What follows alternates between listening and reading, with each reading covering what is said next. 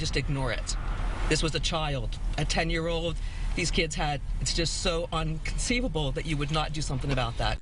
The fallout from a disturbing sex scandal at Penn State University continues to draw attention and anger. Legendary college football coach Joe Paterno is under intense criticism for not having gone to authorities after he learned of child sex abuse allegations against his former defensive coordinator, Jerry Sandusky. Paterno was told of the allegations back in 2002, but only reported it to school officials, not police.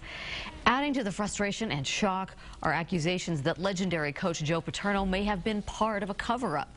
Paterno was unceremoniously relieved of his coaching duties last night, with 3 games remaining on the schedule. Disappointment and anger poured onto the streets as students rioted on campus, breaking windows and overturning a TV news truck. Some saying Paterno did what he should, and many saying he didn't do nearly enough. The child molestation scandal raises questions from many sides of the issue. Concern for children, ignoring law enforcement, institutional cover-ups, and even friendships, like the one between Joe Paterno and former BYU coach Lavelle Edwards.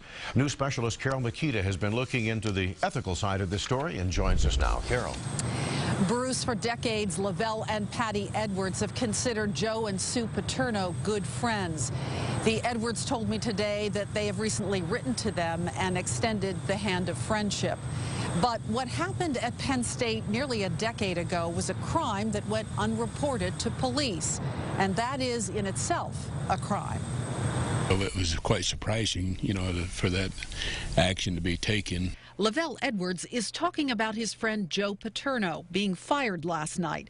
They began an association many years ago, and even though they led opposing teams, they and their wives have enjoyed a great relationship. For years, he's had a great program, a clean program, and he's just done everything the right way, and it's just unfortunate that circumstances developed that it's cause for this action to be taken.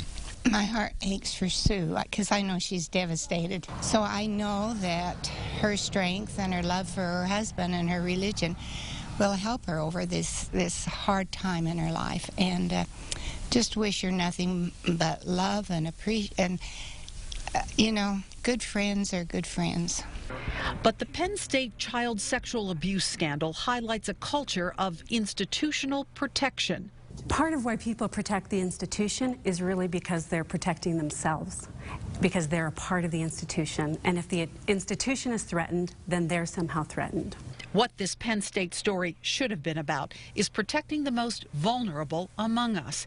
And failing to report a crime against a child is its own crime. Utah state law reads any person, official, or institution required to report a case of suspected abuse, neglect, fetal alcohol syndrome, or fetal drug dependency who willfully fails to do so is guilty of a Class B misdemeanor.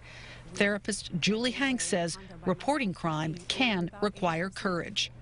But it's okay to challenge authority when it's the right thing to do, when a crime is being committed or when a child is being endangered. And Julie Hanks reminds us that you can remain anonymous while reporting a crime. Bruce and Deanie. Thanks.